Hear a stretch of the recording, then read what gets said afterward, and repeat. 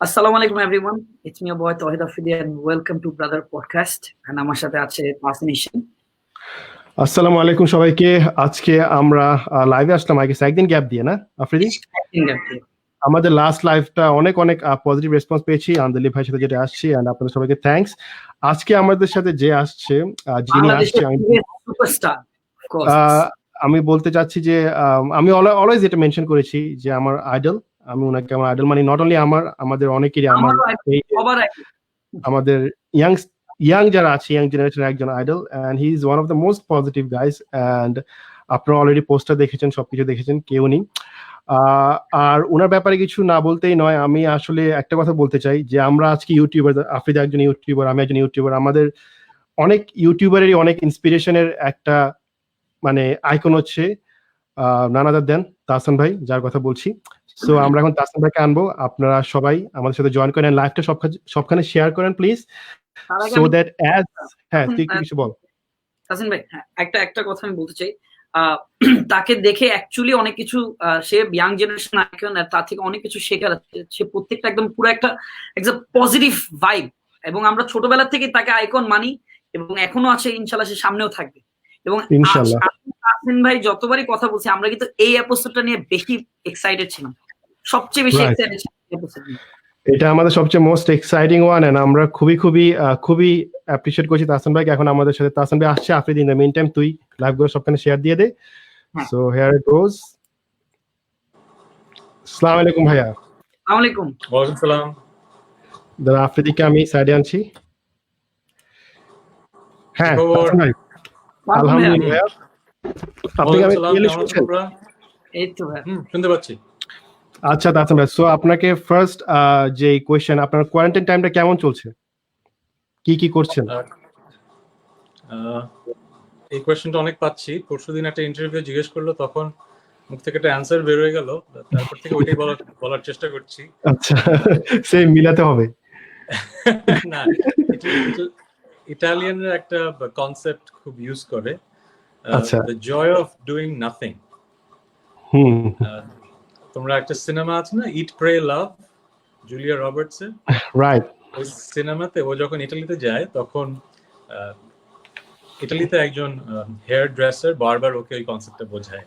ওইটা আমার খুব ফেভারিট মুভি। ওইটা দেখার পর থেকে মাঝে মধ্যেই কথাটা মনে ছিল, বাট অনেক আগে দেখেছি। রিসেন্টলি কোয়ারেন্টাইনের মধ্যে সিনেমাটা আবার দেখলাম, তারপর মনে হলো যে না, this is what we are doing right now, we should be doing this, the joy of doing nothing. Joy of doing nothing. Life যখন চলতে থাকে, মানে এত কাজে আমরা ব্যস্ত থাকি, তোমরা অনেক বিজি, আমি অনেক বিজি, তোমরা কি মানে স্থিরতা থাকে না।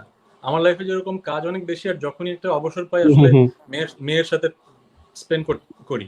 সো আসলে একেবারেই কিছু না করে বসে থাকাটা হয় না। তো এখন যেহেতু সেটা পাচ্ছি, মনে হচ্ছে যে ওইটাই তো করছি, the joy of doing nothing. Right.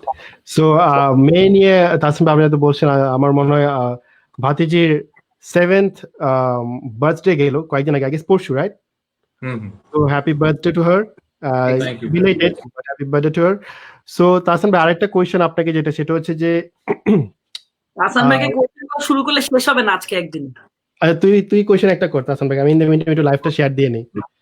আমি একটা কোয়েশ্চেন আসলে আমি প্রথম দিকে করতে যাচ্ছিলাম, এটা আমার অনেকদিন ধরে, আজকে এটা আমার ফার্স্ট টাইম তাসিম ভাইয়ের সাথে দেখা, এবং আমি অনেক গ্ল্যাড যে আমার আইডিয়ার সাথে আজকে আমি একই একটা প্ল্যাটফর্মে লাইভে আছি। তো যেমন আমরা হলিউডে দেখি, বলিউডে দেখি যে কোন বড় সুপারস্টার ইউটিউবারদেরকে প্রচুর সাপোর্ট দিচ্ছে, ইয়াং জেনারেশনকে প্রচুর সাপোর্ট দিচ্ছে। আমি বাংলাদেশে শুধুমাত্র আপনাকেই দেখি যে সবসময় ইউটিউবার্স বলেন, ইয়াং জেনারেশনের যে কোনো ইনফ্লুয়েন্সার বলেন, আপনি অলওয়েজ সাপোর্ট করেন। এটার কারণে কিন্তু আমরা অনেক ইন্সপায়ার্ড হই আপনাকে দ্বারা। অ্যাকচুয়ালি এটার পিছনে কারণটা কি? অলওয়েজ আপনার ইউটিউবারদেরকে রেসপেক্ট করেন, সাপোর্ট দেন, আপনি নাম্বারস ফলো করেন না যে ওর কত সাবস্ক্রাইবার আছে, ওর কত ভিউজ আছে, বাট আপনি অলওয়েজ সবাইকে সাপোর্ট করেন। That's the best part of it. আমি আসলে শুধু ইউটিউবার্স না, যে কোনো ফিল্ডে যখনই আমি দেখি যে প্রতিভাবান কেউ আছে, আমি চেষ্টা করি যে তাদের নামগুলো বিভিন্ন জায়গায় বলার। এটা কেন করি সেটা আসলে এটা আমার নিজস্ব কিছু এক্সপিরিয়েন্স থেকে, কারণ নাম ধরে বলবো না। আমি যখন শুরু করি, আজ থেকে অনেক বছর আগে গান করা শুরু করি, তখন আসলে আমরা তো ব্ল্যাক ব্যান্ডে ছিলাম, তো সব আমরা ফ্রিঞ্জ রক ব্যান্ড বলা যায়, মানে মেইন স্ট্রিম গান আমরা করতাম না। হুম, হুম। খুব কম সংখ্যক শহরে মানুষ আমাদের গান শুনতো। সো তখন হয়েছে কি, আস্তে আস্তে যখন শহর থেকে বা মফস্বল শহর গ্রামে আমাদের গান যখন একটু ছড়াতে শুরু করলো, ওই শুরুর সময়টা আমরা আসলে যে সাপোর্টটা অনেকের কাছ থেকে চেয়েছিলাম ওটা সেটা পাননি। পাইনি।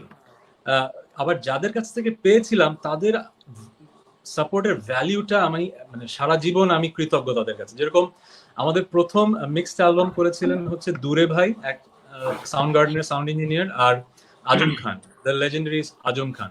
সো আজম খান এবং দূরে ভাই ওনারা যে দুটো মিক্সড অ্যালবাম করেছিলেন, ওখানে ব্ল্যাকের একটা করে দুটো করে গান ছিল এবং ওই গানগুলোই অনেকের কাছে পৌঁছেছিল বলেই কিন্তু পরবর্তীতে আমরা অ্যালবাম কন্ট্রাক্টস পাই জি সিরিজের কাছ থেকে। এখন আজম খান গুরু যদি আমাদের অ্যালবামে একটা গান সিলেক্ট না করতেন, যদি দূরে ভাই আমাদের তার অ্যালবামে দুটো গান না সিলেক্ট করতেন, তাহলে কিন্তু আজকে আমিও এখানে আসতাম না, ব্ল্যাকও যতদূর মানুষের কাছে পৌঁছাতে পারতো না। সো শুরুর দিকে যারা সাপোর্টটা দেয়, যারা তোমার ট্যালেন্টটা পৃষ্ঠপোষকতা করে, তারা কিন্তু তোমার ক্যারিয়ারে খুবই ইম্পর্টেন্ট একটা জায়গায় থাকে। সো আমি সবসময় ওই মানুষগুলোকে স্মরণ করি এবং থ্যাংক ইউ বলি। যেরকম আমাকে আজকে যারা অভিনয়ের জগতে পেয়েছে, আফসানা মিমি যদি আমাকে ওইভাবে জোর না করতেন অফবিট নাটকে, তাহলে কিন্তু করতে পারতাম না।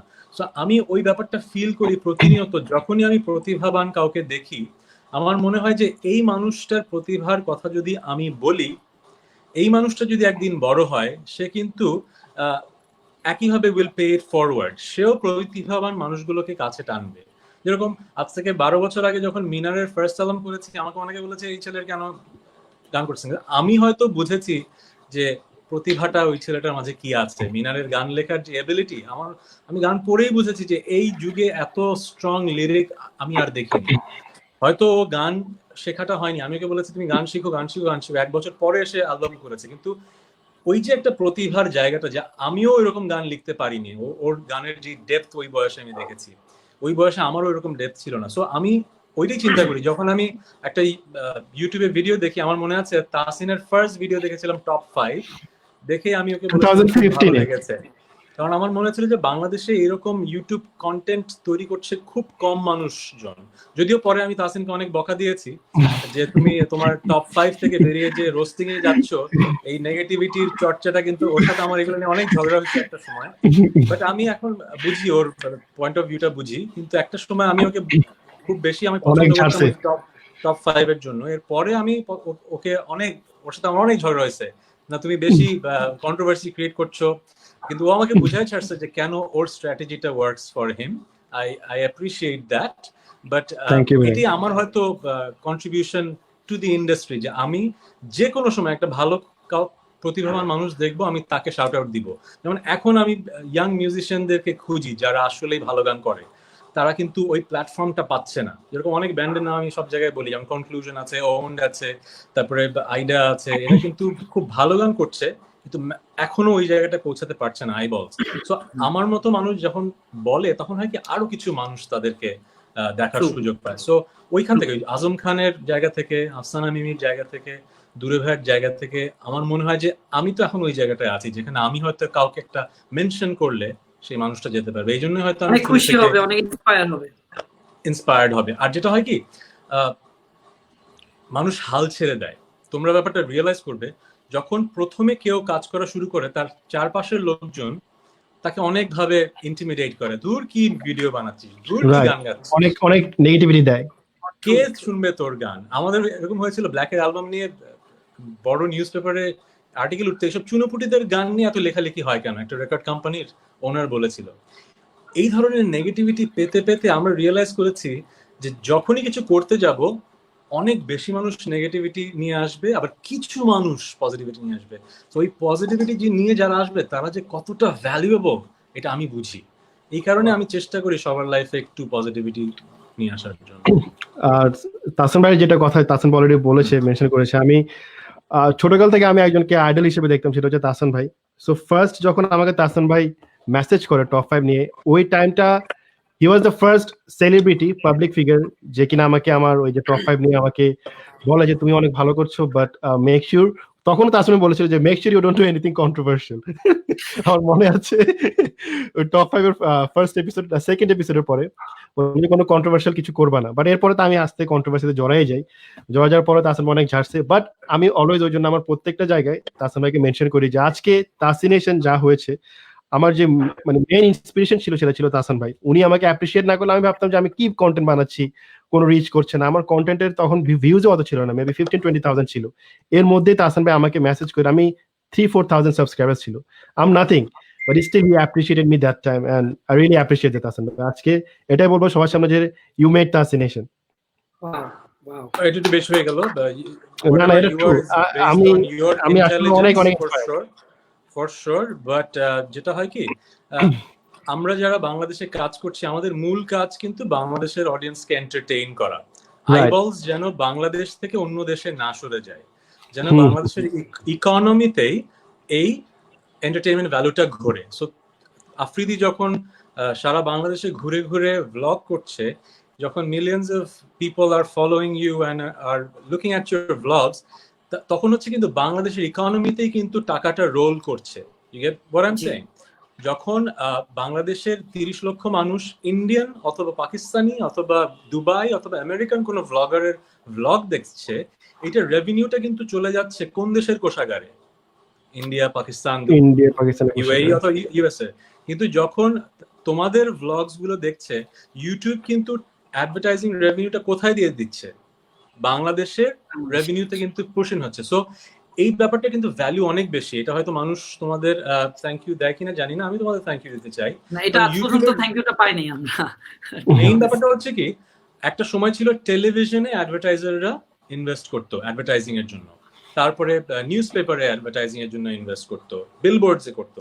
এখন কিন্তু এইসব ট্রেডিশনাল মিডিয়াতে ইনভেস্টমেন্ট কমে যাচ্ছে, অনলাইনে ইনভেস্টমেন্টস অনেক বাড়ছে। আমি নিজেই জানি, আমি তো অনেক মাল্টিন্যাশনাল কোম্পানির সাথে বন্ধু বান্ধব আছে, কাজ করতে হয়, আমি ডেটাগুলো দেখি তো গত 3 বছরে there is a sharp increase in investment. বড় বড় এমএনসি বলো, বাংলাদেশের কংগ্লোমারেটস বলো, এরা কিন্তু ইউটিউবে, ফেসবুকে অনেক বেশি ইনভেস্ট করছে। সো এই যে টাকাগুলো ইনভেস্ট করছে, এটা চলে যাচ্ছে ফেসবুকে কিংবা গুগলে, রাইট?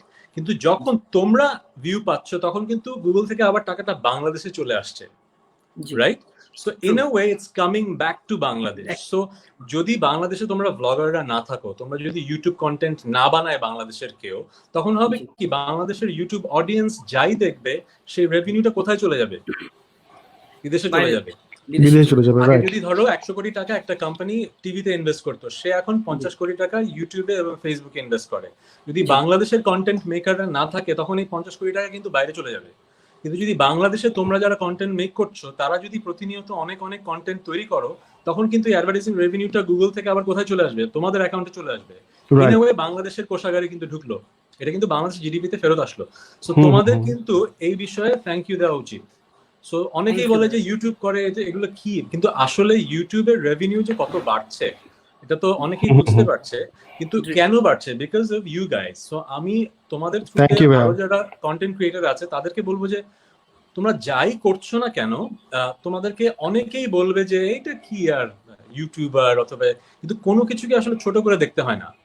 যেরকম রায়ানস টয় রিভিউ আছে না, আমার মেয়ে খুব দেখে, সারা পৃথিবীর বাচ্চারা দেখে। সো রায়ান যখন শুরু করেছে ও তো জাস্ট নর্মাল টয় রিভিউ করতো, but he is now the richest YouTuber, তাই না? ঠিক বলেছি? তোমরা ভালো জানো, richest, one of the richest, right? So কোন যখন শুরু করেছিল ওর বাবা মার, ওরা কি আসলে রিচ হওয়ার জন্য কাজটা করেছিল? না, they used to love it and they used to entertain people. So বাংলাদেশেও কিন্তু অসংখ্য মানুষ এখন ইউটিউব দেখছে, স্পেশালি এখন বাসায় বসেও। সো আমি তোমাদের থ্রুতে আরো সব ইউটিউবারদের বলবো যে come up with interesting, intelligent YouTube content, যেন এই যে এত মানুষ দেখছে আইবলস যেন বাংলাদেশের কন্টেন্টে পড়ে থাকে। যেরকম দেখো মানুষ নেটফ্লিক্স দেখছে, রাইট? কিন্তু এখন কিন্তু বাংলাদেশের নাটকও তৈরি করতে পারছি না আমরা, বাংলাদেশের সিনেমাও তৈরি করতে পারছি না, আমরা কিন্তু একদম স্থবির হয়ে গেছি।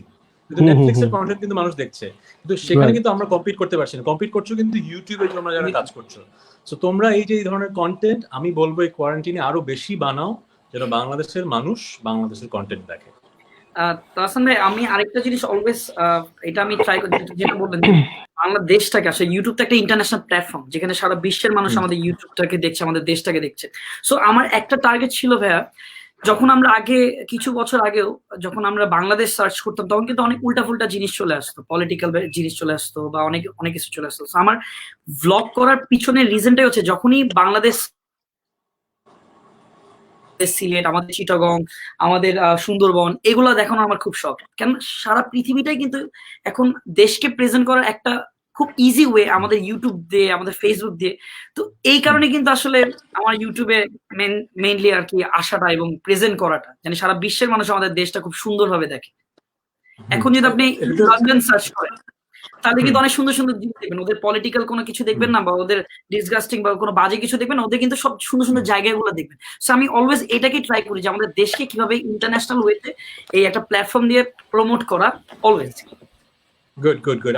আরো যেটা ইম্পর্টেন্ট হচ্ছে কি, এখন তো যে কেউ চাইলে একটা ইউটিউব চ্যানেল তৈরি করতে পারে এবং ঘরে বসেই কয়েকটা ছবি জোড়া লাগিয়ে দিয়ে জাস্ট একটা মাইক্রোফোনে কিছু ভয়েস ওভার রান করে একটা ইউটিউব ভিডিও হয়ে যায়। যেরকম আমাকে অনেক আমার আত্মীয় স্বজন জিজ্ঞেস করে, হাই তোর নাকি এত টাকা ব্যাংকে, তুই কি, কারণ আছে না ইউটিউবে কোন একটা চ্যানেলে লেখা আছে তাহসানের এত কোটি টাকা, এই সেই হ্যান ত্যান, অথবা এরকম সব সেলিব্রিটিদের নিয়ে কিন্তু বানিয়ে বানিয়ে লাগে। এখন যেই মানুষটা এগুলো করলো, সে তো জাস্ট তার ভিউয়ের জন্য করে ফেললো, কিন্তু যারা দেখছে তারা কিন্তু বিশ্বাস করছে। প্রবলেমটা হচ্ছে কি, এই ধরনের বিশ্বাস করা যায় না এরকম মানুষের যখন ভিউজ অনেক বেড়ে যাবে, তখন কিন্তু মানুষ কনফিউজড হবে। যেরকম আজকাল ইউটিউবে অনেক বেশি দেখা যায় যে প্রফেসি নিয়ে ভিডিও বানাচ্ছে, ইমাম মাহদি চলে আসছেন, এই চলে আসছেন। এখন আমরা তো যারা বিশ্বাস করি এগুলো আসবেন, কিন্তু যেই মানুষ এই ভিডিওটা বানাচ্ছেন তিনি কি এগুলো জানেন? তিনি কিন্তু এইগুলো ছড়িয়ে দিয়ে মানুষের মাঝে কনফিউশন বাড়াচ্ছেন। আরেক ধরনের ইলুমিনাটি, অনেকে ইলুমিনাটি জানে না, এটা নিয়ে অনেক ভিডিওস বানাচ্ছে, মানে অনেক কনস্পিরেসি থিওরি নিয়ে। সো এইগুলোর যেটা প্রবলেম হচ্ছে, বাংলাদেশের বেশিরভাগ মানুষ কিন্তু বুঝতে পারে না আমরা ইউটিউবে যেটা দেখছি সেটা কি সত্য না মিথ্যা। সো তোমরা যারা আসলে অনেকদিন ধরে আছো, তোমাদের এটা কিন্তু একটা দায়িত্ব এই বিষয়টা নিয়ে কথা বলা, যে মানুষকে বোঝানো ইউটিউবে একটা ভিডিও উঠে গেলেই ওটা যে বিশ্বাসযোগ্য তা না, যে কেউ ঘরে বসে তার যা ইচ্ছা বলে কিন্তু একটা ইউটিউব ভিডিও তৈরি করে ফেলতে পারে। হাসান ভাই, আমি ট্যাব দিতাম আমার প্রত্যেকটা ভিডিওতে, জাস্ট নরমালি আমি এরকম ট্যাব দিতাম। সো মানুষ আমাকে শুরু করেছে ইলুমিনাটি করে, শয়তানের পূজারি, এই সে, মানে ইউটিউবের ওই যে আপনি যেটা বলেন যে ভিডিও, আমি বলছি ট্যাব, জাস্ট এমন ট্যাব ব্রো। আমি যে বলি আজকে পিছনে আগুন লাগাইছি, বলে আগুন তো হচ্ছে সাতানিজমের সিম্বল, এটা হচ্ছে যে আমিও ইলুমিনাটি, বুঝছেন না? এগুলো হবে, কিন্তু এগুলো নিয়ে ভিডিও করবেই, কারণ যারা ভিডিও বানাচ্ছে তারা ওইটাকে পুঁজি করেই তো ভিউটা পাচ্ছে, ওটা তাদের ইনকাম হচ্ছে। সো যারা মেইন স্ট্রিমে আছো, তোমাদের দায়িত্ব কিন্তু এটা নিয়ে কথা বলা। যেমন আমি আজকে এসেছি, এটা কিন্তু মেইন রিজন, কারণ আমি আজকাল ইউটিউবে গেলে এমন এত মানে অদ্ভুত অদ্ভুত ভিডিও দেখি, আমার মনে হয় যে এগুলো মানুষকে মিসগাইড করবে। কারণ যারা গ্রামে গঞ্জে আছে তারা আসলে সত্য মিথ্যার তফাৎটা অনেক সময় বুঝবে না, তারা ভাববে যে একটা ভিডিও দেখছি মানে এটাই সত্যি কথা। এবং সবচাইতে গিয়ে যেটা হয় যে আমাদের ধর্মকে, শান্তির ধর্মকে পুঁজি করে অনেক রকমের ভিডিও তৈরি করা হচ্ছে, যেগুলো কিন্তু আসলে ইন এ ওয়ে হিংসা, বিদ্বেষ এবং ঘৃণা ছড়াচ্ছে। আমাদের ধর্মটা যে শান্তির ধর্ম, এটা যে ঘৃণার ধর্ম না, এই ব্যাপারটা নিয়ে কথা না বলে এই কথাটা কিন্তু বেশি বলা হচ্ছে। সো তোমাদের দায়িত্ব কিন্তু এটা খুব বেশি, যারা ঘন ঘন ইউটিউবে আসছো, তোমরা মানুষকে বোঝাবে যে ইউটিউবে যাই দেখবো সেটা আমার বিশ্বাস করার আগে চিন্তা করবে এই ভিডিওটা কে বানিয়েছে। বেশিরভাগ ভিডিও এসব কিন্তু একটা চ্যানেল থেকে তৈরি হয়, বিভিন্ন ছবি দিয়ে দিয়ে একটার পর একটা ছবি আসতে থাকে, আর ভয়েস ওভারে একজন কথা বলতে থাকে, একজন ভদ্রলোক অথবা একজন ভদ্রমহিলা, কিন্তু যিনি কথা বলছেন তিনি কে তা কিন্তু আমরা জানি না, এবং তার কথার গ্রহণযোগ্যতাটা কতটুকু সেটাও জানি না, এবং অ্যাকাউন্টেবিলিটিও নেই। অ্যাকাউন্টেবিলিটি শব্দটা আমার খুব পছন্দের একটা শব্দ। ধরো টেলিভিশনে অথবা পেপার পত্রিকায় যখন একটা ভুল কথা বলা হয়, তখন কিন্তু ওই টিভি চ্যানেল অথবা ওই পেপার পত্রিকাকে কি করা যায়, শো কজ করা যায়, কেস করা যায়, এবং তাকে কাঠগড়ায় আনা যায় যে তুমি যেটা বলেছো সেটা মিথ্যা। কিন্তু যখন ইউটিউব চ্যানেল, যে ইউটিউব চ্যানেলটা কে চালাচ্ছে কেউ জানে না, সেই চ্যানেলটা যা ইচ্ছা বলে ফেললো, তাকে কিন্তু তুমি টার্গেট করতে পারবে না, তুমি মিথ্যা কথা বলছো, তুমি কে। এই কারণে সবাইকে অনুরোধ করব, আপনারা যারা ইউটিউবে এন্টারটেইনমেন্ট নেন, এমন এমন চ্যানেলের কাছ থেকে আপনার এন্টারটেইনমেন্ট অথবা নিউজ নেবেন যেটা আপনি জানেন যে বিশ্বাসযোগ্য, অথেন্টিক, এবং যেখানে আপনি জানেন কে কথা বলছে। একটা পর্দার আড়ালে একটা কণ্ঠস্বর যাকে আপনি চেনেন না জানেন না, তার প্রতিটা কথা ট্রাস্ট করলে হবে কি আপনি মিসগাইডেড হবেন। কারণ এখন ইন্টারনেট একটা ভয়াবহ জায়গা তৈরি হয়েছে যেখানে যে যা ইচ্ছা প্রপাগান্ডা চালাতে পারে, ব্যাপারটা বুঝলে? সো এই কারণে বাংলাদেশের মানুষকে এই কথাগুলো বলতে হবে যে ইন্টারনেটের ইউসেজটা রেসপন্সিবল হতে হবে, এবং যারা প্রপাগান্ডা চালাচ্ছে মনে হবে সেই সব ধরনের চ্যানেল থেকে দূরে থাকতে হবে। আমরা যখন এন্টারটেইনমেন্ট নেব, এন্টারটেইনমেন্ট চ্যানেলে থাকবো তোমাদের মতো যারা আছো, এবং যখন আমরা নিউজ নেব তখন যেসব নিউজ চ্যানেল আছে প্রতিষ্ঠিত সেসব জায়গা থেকে নিউজ নেব। এমন কোথাও থেকে আমরা নিউজ নেব না যেগুলো আসলে বিশ্বাসযোগ্য না। ভাইয়া আমাদের যেমন ইন্ডাস্ট্রিতে, মিডিয়া ইন্ডাস্ট্রি, মিউজিক ইন্ডাস্ট্রি, এটার মধ্যে একটা নিয়ম নীতিমালা আছে, একটা আইন আছে, কিন্তু সোশ্যাল মিডিয়াতে কিন্তু আসলেই সেই আইনটা বা কোনো কিছু এটা কিন্তু নেই। যেমন আমাদের এখন টেলিভিশন চ্যানেল থেকে যদি একটা নিউজ, একটা ভুল তথ্য দেয়, এটার উপরে কেস করা যায়, এটার উপরে একটা মামলা দেওয়া যায়, বা যে কোনো একটা এগেইনস্টে এটা যাওয়া যায়। কিন্তু আসলে যেমন এখন আমি আর আপনি কথা বলছি কিনা, ছোট্ট একটা ক্লিপ কেটে এখন কিন্তু বিভিন্ন কিছু এটার পিছনে লাগিয়ে দিতে পারে যে সে অমুকের বিরুদ্ধে কথা বলছে, সে অমুকের বিরুদ্ধে কথা বলছে, এবং মানুষ কিন্তু এটাকে ইনফ্লুয়েন্স করতেছে। এটা কিন্তু মানুষ ইনফ্লুয়েন্স হচ্ছে যে অ্যাকচুয়ালি এই কথাগুলো সে বলছে, কিন্তু মেইন রিজনটা কিন্তু মানুষ অনেকেই জানে না। হ্যাঁ, এই জন্যই কিন্তু এখন অনলাইনে আসা একটা খুব কঠিন কাজ হয়ে গেছে। ধরো আজকেরই কনভারসেশনের একটা পার্ট কেটে এমন একটা টাইটেল দিয়ে আপলোড হয়ে যাবে যে মানুষ ভাববে যে ওই বিষয়ে হয়তো কথা হচ্ছে, হয়তো ওই বিষয়ে আমরা বললেন আসান, এরকম টাইটেলটা এমন দেয়া হবে যে টাইটেলটা দেখে ক্লিক করতে ইচ্ছা হবে মানুষের। এরকম তোমরাও ভুগো, আমিও ভুগি, রাইট? আমি হয়তো একটা বিষয় নিয়ে কোনো কথাই বলিনি, আমি হয়তো 3 বছর আগের একটা ইন্টারভিউ সেটা কেটে রিসেন্টলি আপলোড হয়ে গেল যে উনি ওনার এই বিষয়ে এই কথাটি বলে দেখুন তাসান কি বললেন, অথচ এই ভিডিওটা, এই কথাটা হয়তো আমি আরেক কারণে 3 বছর আগে বলেছি। সো এইসব কারণে আজকাল লাইভে এসে কথা বলতে তো খুবই ভয় লাগে। কিন্তু এখন যেটা হচ্ছে, বসেই আছি ঘরে, কিছু করার নেই, এই জন্য অনেক লাইভে আসছি। লাস্ট কয়েকদিনে 2-3 বার এসে পড়লাম বিভিন্ন কাজে। বাট আশা করছি বাংলাদেশের মানুষ এসব কথা শুনলে আসল ব্যাপারটা বুঝতে পারবে, কারণ আমাদেরই দায়িত্ব তাদের এসব কথা বলা, সচেতন করা। তারপরে তাসিম ভাই আরেকটা যেটা, যে আমাদের অনলাইনে যে আপনি বলছেন, এটা তো বলেছেন যে যারা কন্টেন্ট ক্রিয়েট করে উল্টাপাল্টা নামে, প্লাস অনলাইনে অনেক নেগেটিভিটি। ইভেন আপনার যখন একটা ভালো কাজেও, যেমন আমরা একটা মহৎ উদ্দেশ্যে এসেছি আজকে, আপনি তো এমন না যে আপনি কোয়ারেন্টাইন টাইমে আপনি অনেক বিজি আছেন, স্টিল আপনাকে যখন বলেছি যে আমরা একটা ভালো কাজের জন্য এই লাইভটা করছি, আপনি আমাদের সাথে আসছেন। সো একটা ভালো কাজ করতে যাচ্ছি আমরা, তারপরও এখানে অনেক নেগেটিভ কমেন্টস আছে, অনেকে নেগেটিভিটি দিচ্ছে, গালিগালাজ করছে এই কোয়ারেন্টাইন টাইমে, এমন একটা লকডাউন টাইমে বসে থেকেও। এদের ব্যাপারে যদি কিছু বলতেন তাহসান ভাই, আপনি মানে একজন পজিটিভ পার্সন, অনেকদিন ধরে আপনি দেখছেন ইন্টারনেটের অবস্থা, সো এদেরকে কি বলা যায়, কিভাবে এদেরকে পজিটিভিটির দিকে নেওয়া যায়? আসলে we are all human beings, আমরা তো মানুষ, তাই না? মানুষের মাঝে ভালো আছে, খারাপ আছে, প্রতিটা মানুষের মাঝে, আমার মাঝে আছে, তোমাদের মাঝে আছে, যারা দেখছে তারা আমার মাঝে আছে। আমার দৃষ্টিকোণ আমি যদি এক্সপ্লেইন করি, সেটা হচ্ছে যে the glass is always half ফুল। মানে আমরা একটা গ্লাসে যদি পানি অর্ধেক ঢালি, আমরা দেখতে চাই যে আসলে কি গ্লাসটা কি। অনেকে দেখবে যে গ্লাসটা অর্ধেক কেন দিল, উপরেরটা খালি কেন, ওটাতে অনেকে কনসেন্ট্রেট করবে। অনেকে কনসেন্ট্রেট করবে যে অর্ধেক গ্লাস তো পেলাম, তাই না? আমি প্রত্যেকটা মানুষকে যখন দেখি, এভাবে দেখি, তার মাঝে অর্ধেক যে ফুল ভালোটা আছে, আমি সেটা দেখার চেষ্টা করি আর সেটা থেকে শেখার চেষ্টা করি। যেমন আমি তোমাদের কাছ থেকেও শেখার চেষ্টা করছি, কিন্তু তোমাদের মাঝেও তো খারাপ আছে। আমি কি সেটা নিয়ে তোমাদেরকে এখন লাইভে গালিগালাজ করবো? আমি কি তোমাদের বলবো যে তাসিন তোমার এটা খারাপ? আমি যদি তাসিনের কোনো কিছু খারাপ লাগে, আমি ওকে ইনবক্সে বলবো, যেটা আমি বলি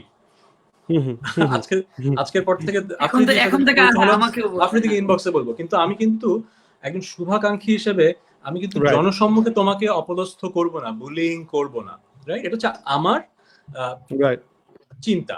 এখন এরকম চিন্তা যে সবার হবে তা তো না, তাই না? সো প্রতিটা মানুষের মাঝে ভালো আছে, খারাপ আছে। ওই যেসব মানুষের যেই খারাপটা নিয়ে আমরা কথা ইগনোর করি, আমি সেটাই হচ্ছে ওই পার্টটা। তারা কি করে, নিজেদের মাঝে অনেক নেগেটিভিটি আছে এবং তাদের এই নেগেটিভিটিটা ভেন্ট আউট করতে হয়, প্রকাশ করতে হয়। এখন এই প্রকাশ করার উপায়টা কি?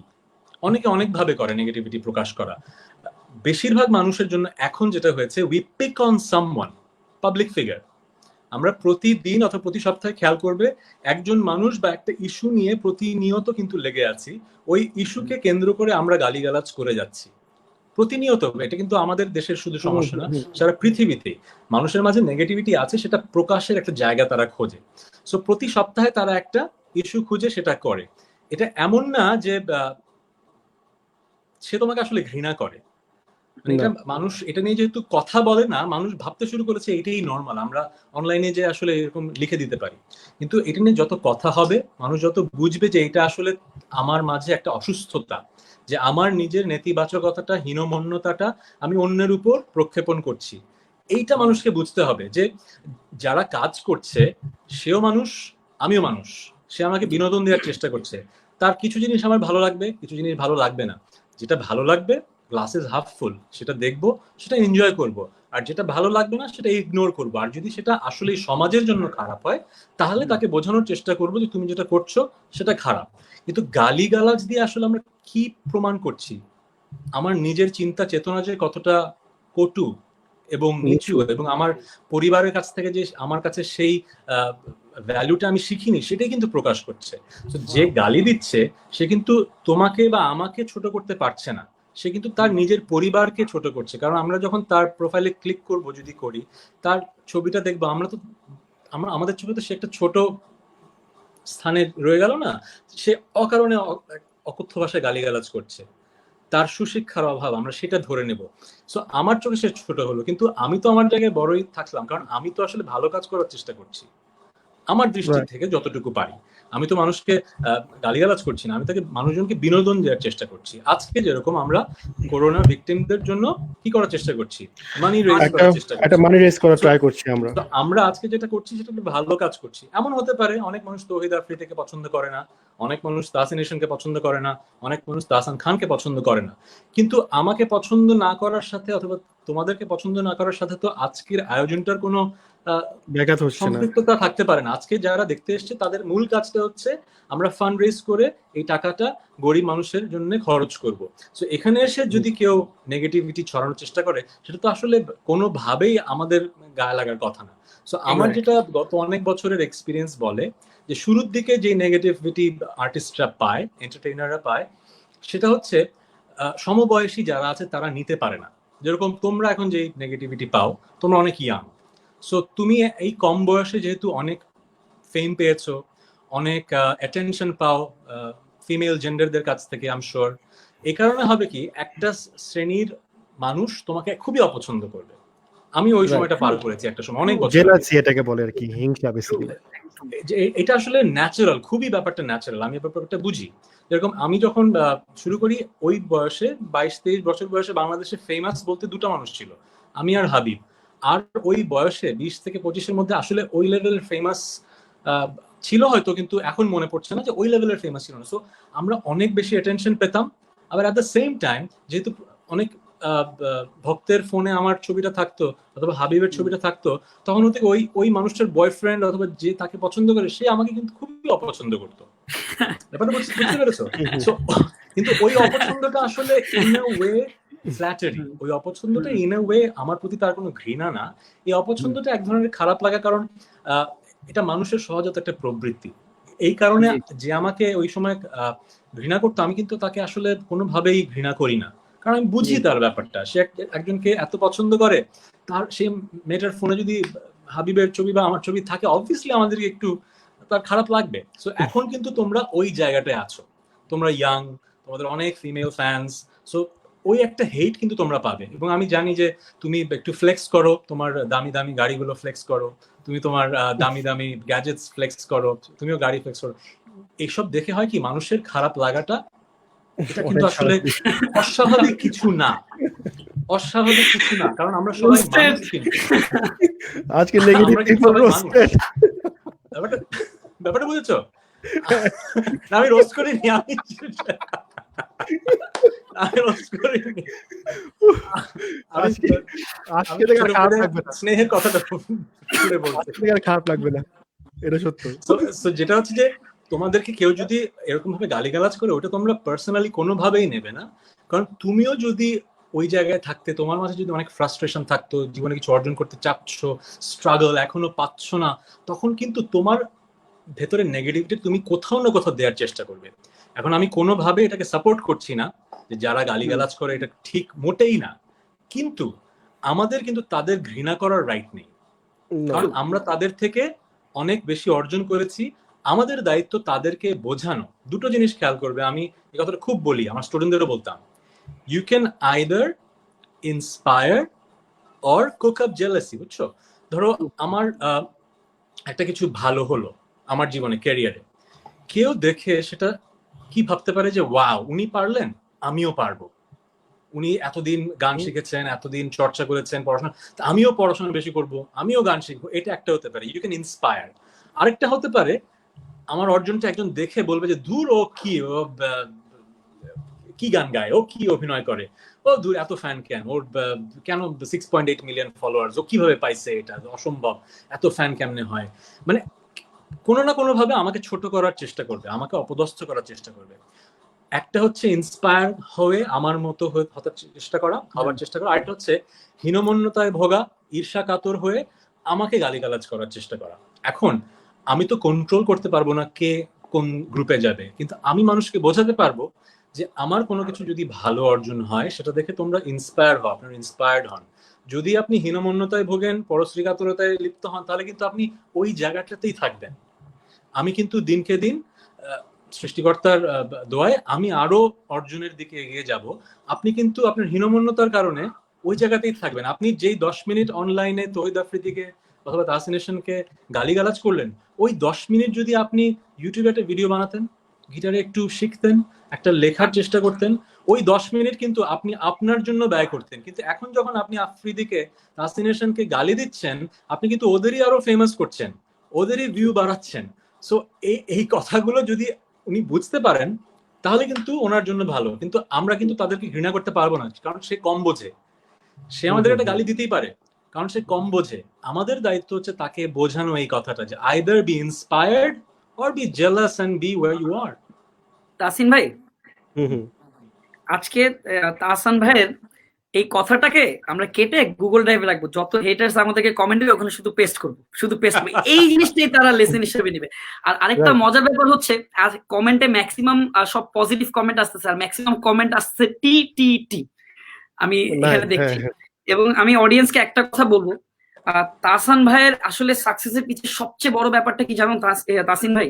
সেটা হচ্ছে তার মধ্যে কোনো অহংকার নাই, একদম বিন্দু পরিমাণ অহংকার নেই। একটা মানুষের মধ্যে ভিতরে যদি অহংকার চলে আসে, সে কখনো বড় হতে পারে না। কিন্তু আজকে আমার পাশে যে মানুষটা এত বড় একটা লেজেন্ড আইকন হয়েছে, বিকজ অফ তার মধ্যে বিন্দু পরিমাণ অহংকার নেই। আমি প্রথমেই বলেছি, সে কখনো নাম্বারস দেখে না, সে কখনো সাবস্ক্রাইবার্স দেখে না, সে কখনো ফলোয়ার্স দেখে না, সে দেখে ট্যালেন্ট, প্রতিভা, যে কোথায় প্রতিভা আছে। সে কিন্তু অলরেডি লাইভের মধ্যে একটা কথা বলছে যে আফ্রিদি, আমি খুঁজছি যারা নতুন মিউজিশিয়ান যারা আছে, তাদেরকে আমি খুঁজতেছি, তাদেরকে আমি আরো ইন্সপায়ার করি। যদি আমার দ্বারা একজন ইন্সপায়ার একটা ভালো কাজ করে, তাহলে তো আমি অনেক হ্যাপি হবো।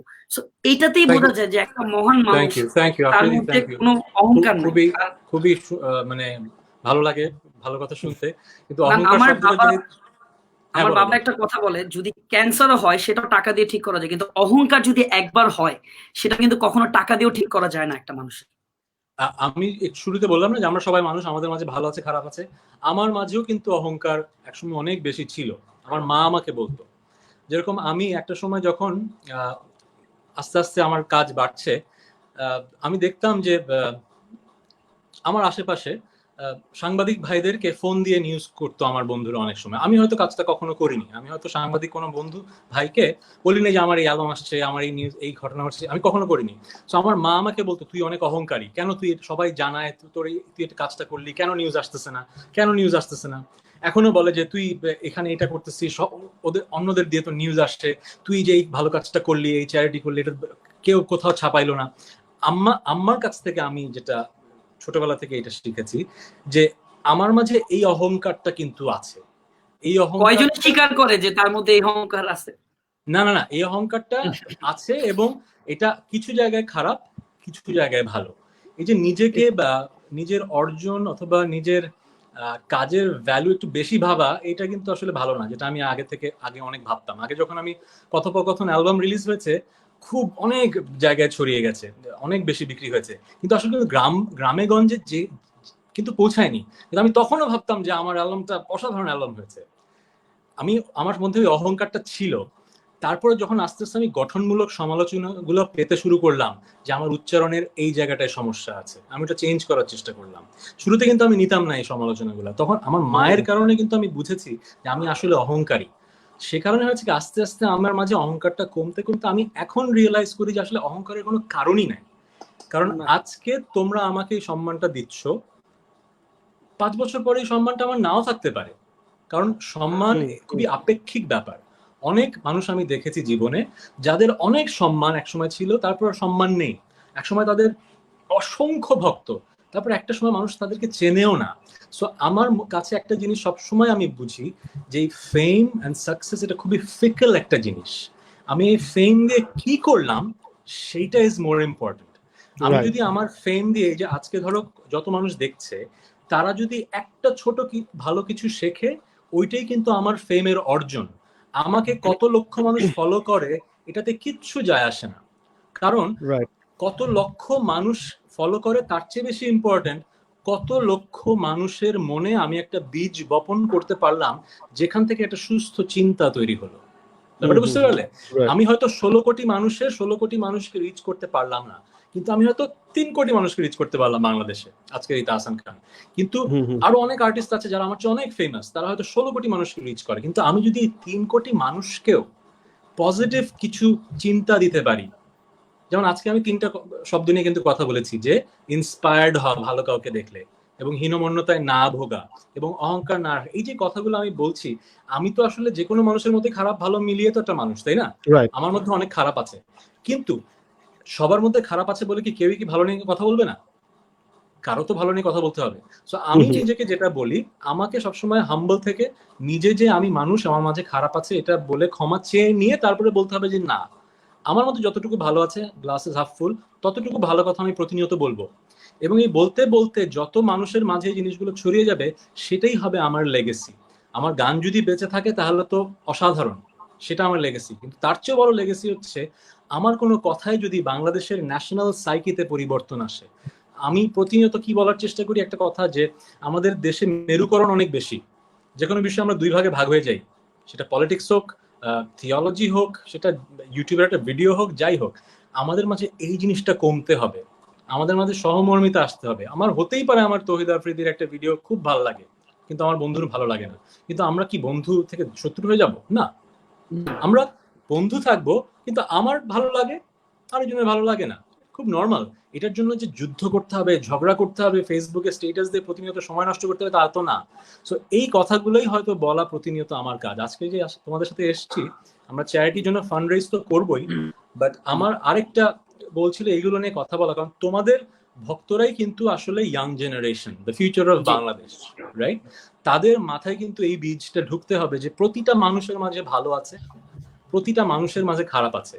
আমরা ভালোটা কনসেন্ট্রেট করব, খারাপটা কমানোর চেষ্টা করব, কিন্তু প্রতিনিয়ত সবার খারাপটার মধ্যে খুঁচিয়ে খুঁচিয়ে আমরা এক ধরনের তিক্ত অনলাইন এক্সপিরিয়েন্স তৈরি করব না, যেটা আমাদের মনে হচ্ছে যে এখনকার একটা কমন ব্যাপার। অনলাইন মানেই হচ্ছে নেগেটিভিটি, কন্ট্রোভার্সি, ঝগড়াঝাটি। এখন এটার কারণে অনেক ভালো হয়, মার্কেটিং ভালো হয়, আই আন্ডারস্ট্যান্ড, বাট এটা আমার ধারণা যে আমাদের সবাইকে সম্মিলিতভাবে কথা বলে কমাতে হবে। বাট একটা জিনিস আছে যেটা তাহসান ভাই, সেটা হচ্ছে যে অনেকে যে গালিগালাজ করে, আমরা কিন্তু আবার গালিগালাজের পরে একটা জিনিস আছে, একটা সেটা হচ্ছে যে কনস্ট্রাকটিভ ক্রিটিসিজম আমরা অ্যাকসেপ্ট করি, ক্রিটিসিজম নিতেই পারি উইদাউট এনি গালিগালাজ, যেটা কিনা আমি আমার রোস্টিং ভিডিওগুলোতে করি। কারো যদি কোনো কিছু ভালো না লাগে আমি ক্রিটিসাইজ করি, এবং এটা সামনাসামনি করি। ফার্স্ট আমি মানুষটাকে রিচ করার ট্রাই করি ইনবক্সে অনেকভাবে, বাট যদি না হয় then I make video on it. And এটাকে অনেকে নেগেটিভলি নেয় বাংলাদেশে, এই রোস্টিং জিনিসটা। আমি ফার্স্ট আনছিলাম বাংলাদেশে, বাট আনফর্চুনেটলি এই রোস্টিংটার পরে এখন এটাকে মানুষ অনেকে রোস্টিং করছে। বাংলাদেশে অনেক রোস্টিং চ্যানেল আসছে, ওরা গালিগালাজ দিয়ে রোস্টিং করছে, ওরা পার্সোনাল অ্যাটাক করে রোস্টিং করছে, কার কি মানে স্ক্যান্ডাল নিয়ে রোস্টিং করছে। সো আমার কিন্তু রোস্টগুলো যেগুলো ছিল সেগুলো ছিল কনস্ট্রাকটিভ ক্রিটিসিজম। কেউ যদি একটা বিগ নাম্বার অফ পিপলকে ইফেক্ট করছে নেগেটিভলি, ভন্ডামি করছে, অনেক মানুষকে ক্ষতি করছে, সেগুলো নিয়ে আমি আমার রোস্টিং জনরাটা বানাই, যারা ভালগার ভিডিওস করছে ওদেরকে নিয়ে। কিন্তু এখন আমার থেকে ইন্সপায়ার হয়ে অনেকে এটাকে পার্সোনালি অ্যাটাক করছে, তারপরে আপনার গালিগালাজ করছে। সো এই জিনিসটা আসলে ভুল আর কি। সো এটা দুই রকম আছে। আরেকটা জিনিস মাঝখানে একটু ইন্টারাপ্ট করি, সরি টু সে দ্যাট। এটা হচ্ছে তাসিন ভাই যেটা বাংলাদেশে অ্যাকচুয়ালি একটা জিনিস সে খুব ভালো করে, সেটা আমি অলওয়েজ বলি যে আমাদের ইউটিউবে তো এখন বাচ্চারা ইউটিউবটা দেখছে। এখন আমি যদি আমার কাজিনকে দেখি, ছোট ছোট বাচ্চারা কিন্তু এখন ইউটিউব থেকে শিখছে। তারা এখন মানে অলওয়েজ আইপ্যাড বা ফোনের মধ্যে ইউটিউব নিয়ে সারাদিন থাকে। বাট যেই প্রবলেমটা মাঝখানে হয়েছিল, প্রচন্ড পরিমাণ ভালগার ভিডিওটা বের হয়ে গেছে, যেটা তাসিনেশন টু বি অনেস্ট আমি এটা অলওয়েজ বলি পর থেকে কিন্তু ওই ভালগার, আমি এখন আমার যখন একটা ইউটিউবারকে ডাকি, কয়েকদিন একটা ইউটিউবারকে, সে নিজেই বলছে যে আমি কিছু করার আগে আমার বারবার মাথায় আসছে তাসিন যদি আমাকে রোস্ট করে। এই জিনিসটা কিন্তু তার ওই যে ভালগার ভিডিও বানানোর আগে 20 বার চিন্তা আসে যদি কেউ আমাকে রোস্ট করে। এটাও কিন্তু একটা পজিটিভ দিকেও চলে গেছে, যে একটা ভালগার ভিডিওস মেক অনেক কমে গেছে, অনেকগুলো কমে গেছে। এই কারণে আমার তাসিন ভাই আমি অলওয়েজ সাপোর্ট করি, ভালগারনেস যেটা আছে এটা অলওয়েজ অনেক বড় একটা অবদান আছে। হ্যাঁ, শুরুতে যখন তাসিন করে, আমি ওকে বকা দিয়ে একটা ইমেল করছিলাম যে নেগেটিভিটি কইরো না। তারপরে যখন আমি কয়েকটা জিনিস দেখছি, আমি বলবো যে দিস ওয়াজ ভেরি কমেন্ডেবল। এই যে ভালগার একটা আর ভণ্ড হুজুরদের এগেইনস্টে যেটা, এইটা করতে অনেক সাহস লাগে। সো অত সাহস যে ওর আছে, এটা commendable, it is very commendable. কারণ বাংলাদেশে এটা একটা প্লেগ, এই ভণ্ড হুজুরদের ভিডিওস এন্ড তাদের যে প্রতাপ, ইটস অ্যামেজিং। মানে আমি কেউ তো তাদের এগেইনস্টে কথা বলার সাহস পায় না, ও যে পেয়েছে সেটা। সমাজে আরো কিছু লুকায়িত জিনিস আছে, যেমন পারভার্ট যে টিচার আছে, পারভার্ট কোচিং সেন্টারের টিচার বলেন, তারপর আমাদের অনেক আজে বাজে আরজে, রেডিও আরজে, যারা কিনা একটা বিগ নাম্বার অফ পিপলকে ওদের ফেম দিয়ে মানে মিসলিড করছে, মিসইউজ করছে, ওদেরকেও আমি রোস্ট করেছি। সো অনেকে আপনার কথা শুনে মেবি ভাবতে পারে, এখানে অনেকে কমেন্ট করছে যে তাসিনও তো তাহলে নেগেটিভিটি ছড়ায়। সো নেগেটিভিটি ছড়ানো বলতে এখানে তাসিন ভাই যেটা বুঝাইছে যে এই যে গালিগালাজ করা, করা, সেটা নিয়ে আপনারা যদি আমাকে কনস্ট্রাকটিভ ক্রিটিসিজম করতে পারেন, একটা ভিডিও বানান আমাকে নিয়ে যে আপনার এটা ভালো লাগে না, এটা আপনি চেঞ্জ করেন, I would accept it. But আপনি আমার কমেন্টে এসে যদি গালিগালাজ করেন, আমার মা বাবা তুলে, আমার বাবাও কমেন্টস পড়ে, সো দ্যাটস ব্যাড। এটা আর কি তাসিন মূলত বুঝাতে চেয়েছে, রাইট তাসিন ভাই? এটাই তো। হ্যাঁ, আমার কথা হচ্ছে যে ফ্রিডম অফ স্পিচ বলে একটা কথা আছে। তুমি যেটা তোমার ধারণা সেটা তুমি বলতে পারো, কিন্তু কাউকে তুমি বুলিং করতে পারো না, কাউকে তুমি অফেন্ড করতে পারো না অকারণে। স্পেশালি যার এগেইনস্টে তুমি কথা বলছো তার সামনে তুমি দাঁড়িয়ে নেই, তুমি একটা পর্দার আড়ালে একটা ফেক আইডি দিয়ে লিখতে তো পারো না, অথবা যে কথাটা তুমি তার সামনে দাঁড়িয়ে এসে বলতে পারো না, যে সমালোচনাটা, সেটা তো অনলাইনে গালি দিয়ে করতে পারো না। মানুষ যেটা হয়, ওই যে বললাম, একটা নেগেটিভিটির আউটলেট লাগে, সে কারণেই বেশি করে। কিন্তু আমাদের কাজ কি? আমাদের কাজ ঘৃণা করা না, তাকে বোঝানো যে তুমি যদি এই কাজটা করতে থাকো, তুমি তোমার জীবনের 15টা মিনিট লস করলে। জীবন যে কি অসাধারণ, জীবনে তো খারাপ আছে, কিন্তু কত যে ভালো হতে পারে এটা তখনই তুমি বুঝতে পারবে যখন তুমি নিজের উপর ইনভেস্ট করবে, নিজেকে শেখাবে প্রতিনিয়ত কিছু। কিন্তু যে মানুষটা প্রতিদিন অনলাইনে অন্য মানুষের গালিগালাজ করে যাচ্ছে, সে তো যেই জায়গায় আছে সেই জায়গা থেকে আরো তার অধপতন। যেমন তাসিন, আমি যাদেরকে রোস্ট করেছি ওদের সবার সাথে আমার মোটামুটি ভালো রিলেশন, তুই একজন ছাড়া। তো ওই রোস্টের মধ্যে অনেককে যখন আমি আমার পডকাস্টে আনছিলাম, লাইভ করছি, ওরা অনেকে আমাকে বলছে hypocrite, why did you roast this guy, and আবার ওর ব্যাপারে ভালো কথা বলছো। মানে বাংলাদেশে আমাদের মেন্টালিটি হচ্ছে, যাকে আপনি খারাপ বলবেন, মানে যাকে সমালোচনা করবেন তাকে আপনার হেট করতে হবে, ইউ ক্যান বি ফ্রেন্ডস, বুঝছেন? সো এই জিনিসটা আমরা অনেকে বুঝি না, যে একজনকে সমালোচনা করা মানে তার হেটার হয়ে যাওয়া না। মেবি তার কিছু কাজ আমার ভালো লাগছে না, আমাদের পারসেপশন মিলছে না, we talk about it. So আমার মনে হয় হেট শব্দটা একটু ওভার ইউজড। হেট কিন্তু খুব স্ট্রং একটা ইমোশন, স্ট্রং একটা জিনিস, রাইট? এটা মানুষকে অপছন্দ হতে পারে, কিন্তু হেট করা, দ্যাটস নেক্সট লেভেল। আর তাছাড়া রিসেন্টলি আমার কোনো ক্ষতি করেনি, তাকে তো হেট করতে পারি না।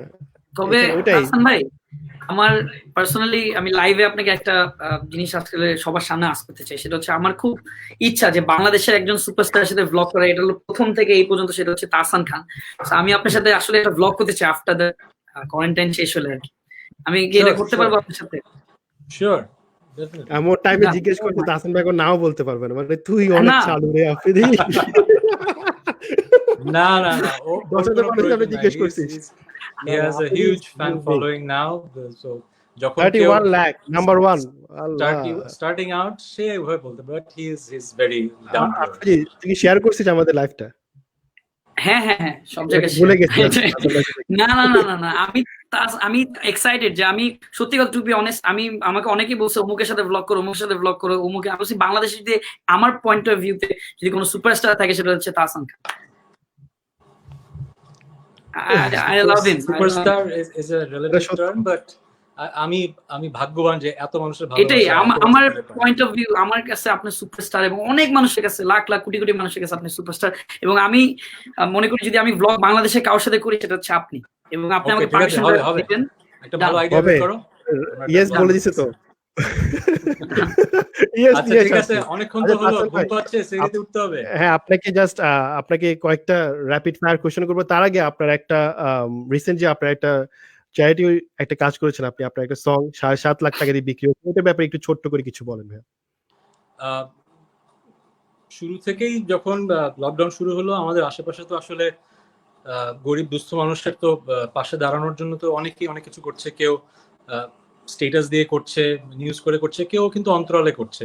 আমি শুরুতে নিজের মতো করে করছিলাম, কারণ আমার মনে ছিল যে একটা জায়গায় অ্যানাউন্স করে এত টাকা আমি দিয়েছি এটা বলার চেয়ে যতগুলো ফান্ড আছে সবগুলো ফান্ডেই যদি আমি অল্প অল্প করে কন্ট্রিবিউট করতে পারি তাহলে কিন্তু আমার কন্ট্রিবিউশনটা ছড়াবে। সো ওইভাবেই কাজ করে যাচ্ছিলাম, কিন্তু এর মাঝে দেখলাম যে প্রীত রেজা এবং আমাদের আরিফার হোসেনের চিশতি ভাই কন্ট্যাক্ট করলেন যে আমরা একটা আয়োজন করছি, অকশন করব, তুমি টেক পার্ট ইন ইট। আমি বললাম যে ডেফিনেটলি। সো এই আয়োজনটা একটু ঘটা করে নিউজ করে করা হয়েছে, যেহেতু এটার একটা অকশন এবং সাকসেসফুলি হওয়ার জন্য এটার মার্কেটিংটা করা দরকার, এই জন্য এটা হয়তো অনেক নিউজের শেয়ার হয়েছে এবং আমিও দিয়েছি। কিন্তু এমনিতে আমি আসলে এইভাবে ঢোল পিটিয়ে আমার একটা ভালো লাগে না। আমি বাংলাদেশি মানুষ, আমার ভালো লাগে হচ্ছে কি এক হাত দিবে আরেক হাত জানবে না। আমি ওই ওই পুরন সনাতন চিন্তার মানুষ। বাট যারা দেখি মানুষকে জানিয়ে দান করছে সেটাকে আমি সম্মান জানাই। এতে হয় কি অনেক মানুষ ইন্সপায়ার্ড হয়, এটাও একটা ভালো জিনিস। হেল্পিং। সো এটা so I was very happy যে আমার যিনি বিড করেছেন মিস্টার আমিন হাসান, উনি বাংলাদেশের একজন successful businessman. He owns a travel agency, a very successful travel agency. যেদিন অকশন হচ্ছিল উনি সেদিন কোনোভাবেই লাইভে আসবেন না, উনি ফোনে ঠিকমতো কথাও বলবেন না। পরে আমরা পরদিন জানতে পেরেছি যে কেন। আমরা জাস্ট ওই দিন ওই সময় ভেরিফাই করেছি যে উনি জেনুইন কিনা, এতটুকুই। পরদিন আমরা তার সাথে কথা হয়েছে, তারও পর আমার সাথে ওনার কথা হয়েছে। উনি চেক দিয়ে পাঠিয়ে দিয়েছেন ব্র্যাকের নামে। আমি ব্র্যাকের আসিফ ভাইকে চেকটা দিয়ে এসেছি। সো ওনার যে স্টোরিটা, ইটস অ্যামেজিং, মানে রোম্যান্স ইজ অ্যালাইভ, এই ব্যাপারটা বোঝা যায় ওনার স্টোরিতে। উনি ওনার ওয়াইফকে এবং ওনার মেয়েকে সারপ্রাইজ দেওয়ার জন্য এটা করেছেন, এবং ওনার ওয়াইফ এবং মেয়ে জানতো না যে উনি এই কাজটা করছেন। ওনার ইচ্ছা ছিল যে যেদিন আমার বাসায় পারফরমেন্সটা, ওই দিনই উনি নিয়ে আসবেন এবং আমার বাসায় এসে ওনারা যেন সারপ্রাইজ পান। এটা ওনার ইনিশিয়াল প্ল্যান ছিল। বাট পরে আমরা বুঝতে পেরেছি আসলে লকডাউন যেহেতু অনেকদিন এক্সটেন্ড করবে রোজার পরেও, সো যেহেতু আসতে পারছি না, আর একটা পেপারে ওনার নামও চলে এসছে আমিন হাসান, সো ওনাকে বলে দিতে হয়েছে। আমি গতকালকেই ওনার সাথে জুমে ওনার ফ্যামিলির সাথে চ্যাট করেছি। It was a very very pleasant experience. He's such a nice guy, such a nice guy. Love is still alive. Love is life. মানে উনি যে এত মানে ফ্যামিলিকে সারপ্রাইজ দেওয়ার জন্য এত সিক্রেটিভলি কাজটা করেছেন যে ওনার, আমি তো প্রীত এবং আরিফের সাথে যখন কন্ট্যাক্ট রাখছিলাম আমরা বুঝতে পারছিলাম যে উনি কতটা মানে সিক্রেটলি কাজটা করার চেষ্টা করছেন just to surprise his family. এই যে ভালোবাসাটা বহিঃপ্রকাশ অনেক ভাবে আছে। সো ওই বহিঃপ্রকাশটা যে মানুষ প্রতিনিয়ত চেষ্টা রাখলে যে ভালোবাসাটা বেঁচে থাকে, আমি ওনার কাছ থেকে জিনিসটা শিখেছি। আমার খুবই ভালো লেগেছে। উনি বলেছিলেন যে আমি দুবাই গিয়েছিলাম কয়েক মাস আগে। সো ওনারও ফ্যামিলি এবং ফ্রেন্ডসরা নাকি ওইখানে দুবাইয়ে ছিলেন। সো আমার সাথে এয়ারপোর্টে দুবাই অথবা কোথাও যেন ওনার ফ্যামিলি অনেকে ছবি তুলেছে। সো ওনার ওয়াইফ ছবি তুলতে পারেনি বলে একটু মন খারাপ হয়ে গিয়েছিল, কারণ ওদের ফ্যামিলি গ্রুপে সবাই আমার ছবি পোস্ট করছিলেন। ওনার ওয়াইফ, উনি আমার অনেক বড় একজন শুভাকাঙ্ক্ষী, উনি ছবি তুলতে পারেনি, উনি খুব মন খারাপ করেছিলেন। তখন থেকেই ওনার ইচ্ছা ছিল যে একদিন একটা ছবি তুলতে হবে, মানে ওয়াইফের সাথে ছবি তুলিয়ে দিবেন, এতটুকুই ওনার ইচ্ছা ছিল। তো যখন উনি দেখলেন যে আমার অকশন আছে এবং আমার মেমোরেবিলিয়া অকশন হচ্ছে, হি ডিসাইডেড যে he will get this. So, wow, that's amazing. I was so touched যে লাভ আপনার লাইফে আরেকটি স্টোরি মানে অ্যাড হইছে ভাইয়া, এটা একটা অসাম স্টোরি আসলে, এবং এটা আসলে জোস। এবং অল্পক্ষণ কথা বলেছি, বাট আই এম হোপিং ওনাদের সাথে আমার লং টার্ম আপনার তো দেখা হবে ওদের সাথে, আপনার বাসায়ও যাবে, রিলেশনশিপ তৈরি হবে। এবং আমি জানতে পারলাম আমি নতুন একটা বাসায় মুভ করব সামনেই। আমার নতুন বাসাটা ওনাদের বাসার ঠিক পাশের রাস্তাটায়। So like wow. So That's will be amazing. like neighbors and all. So I'm very happy যে we had that experience and I'm very lucky. কারণ শুরুতে যখন অকশনের কথা বলা হচ্ছিল তখন অনেকে বলছিল যে এই সময় তো আসলে মানুষ এমনিতেই স্পেন্ড করছে না, তাও আবার স্পেন্ড করবে। কিন্তু আমার কথা হচ্ছে যে এই সময় কিন্তু কিছু মানুষ স্পেন্ড আরো বেশি করছে, কারণ যারা জাকাত দেন তাদের যারা অবস্থাপন্ন, জাকাত কিন্তু 2.5% ওয়েলথে, এটা কিন্তু অনেক টাকা হয় অনেক মানুষের জন্য। সো যারা জাকাত দেন তারা কিন্তু বিভিন্ন উপায়ে স্পেন্ড করতে চান। সো এই টাকাটা যেহেতু ব্র্যাকে যাচ্ছে, আমরা জানি যে ব্র্যাকই খুব ভালোভাবে টাকাগুলো পৌঁছে দিচ্ছে। সো আই এম শিওর আমার এমন নিশ্চয়ই কোনো ভক্ত আছে যে কিনা আমার মেমোরেবিলিটি গুলো চাবে এবং অনেকভাবে ভালো কাজের জন্য স্পেন্ড করতে চায়। সো এটার জন্য তাসিমের স্যালুট। না, salute to my And new salute to friend that Amin that Hassan bhai and Hassan his bhai, yes. and his beautiful emotion, not only the Wow. emotion for my work but also for his family his wife and his wife. Yeah, that's আমি amazing. যখন জুমে কথা বলছিলাম ওনাদের মধ্যে একটু খুনসুটি হচ্ছিল কে বেশি romantic. So I was so touched. I am like Wow. পৃথিবীতে কিছু কিছু ছোট ছোট মেমোরি থাকে না যেগুলো touches you. That Zoom conversation with Amin ভাই and his wife touched me. Like Allah যেন That's amazing. এই জিনিসটা যেন জারি রাখেন, কোনো নজর যেন না লাগে, যেন ওনাদের ভালোবাসা যেন বাড়ে। সো ইনশাআল্লাহ ছোট ছোট ভাইয়া। Memories that makes life worth it. So এই অপশনটা ওয়াজ সামথিং লাইক দ্যাট। এখন ভাই আপনার 2 মিনিট নিব জাস্ট, আপনার কয়েকটা rapid fire question, that's it, এরপর আপনাকে যেতে দিব। আপনি অনেক আগে ঘুরে যান। র‍্যাপিড ফায়ার আজকে একটু হ্যাম্পার, আপনি যখন নেক্সট টাইম আসবেন ইউএসএ আপনি তো জানেন আমি আপনাকে কেমন কেমন হ্যাম্পার দেই। সো তাহসান ভাই, ফার্স্ট কোশ্চেন আপনার জন্য, আপনার favourite personality, who do you admire the most? Personality, yeah, আমার কাছে আমার বাবা মাই আসলে ছোটবেলা থেকে মোল্ডেড মি, মাই প্যারেন্টস। আমার বাবার ভালোগুলা, মায়ের ভালোগুলা, আচ্ছা, এটা আসলে তারাই, মানে এই সময় আমি আরো বেশি ফিল করি, কারণ আমার বাবা মা অনেক বেশি চ্যারিটি করতে পছন্দ করে। সো এই সময়টা আই রিয়েলাইজ যে চ্যারিটির কত প্রয়োজন, কত বেশি মানুষের পাশে দাঁড়াতে হবে, এবং সেটা মানুষকে না জানি। আচ্ছা, মাই প্যারেন্টস আর 3 favourite singers, Hollywood, Bollywood and আমাদের বাংলাদেশ থেকে তিনজন। ভয়েস বললে মার্ক নফলার, তিনজন বলা যায় না, অনেক বলতে হবে। আচ্ছা, মার্ক নফলার বলে ফেলছি। আমেরিকাতে মার্ক নফলার ভয়েস ইজ আমার সবচেয়ে অ্যামেজিং। ডেভিড গিলমোরও একই জায়গায়, বাট মার্ক নফলার। ইন্ডিয়াতে কার ভয়েস? ইন্ডিয়াতে অরিজিৎ সিং এর voice is amazing, amazing, beautiful, versatile, এত সুন্দর ভয়েস তার, এক এক গানে এক এক রকম। হ্যাঁ, আর বাংলাদেশের সবচেয়ে সুরে গান গায় হচ্ছে মানে বাপ্পাদা। বাপ্পাদা ইজ লিভিং লিজেন্ড। খুবই, কারণ হয় কি এখন এমন একটা যুগে আমরা বাস করি যে কেউ কিন্তু গান গাইতে পারে, তুমিও জানো আমিও জানি, রাইট?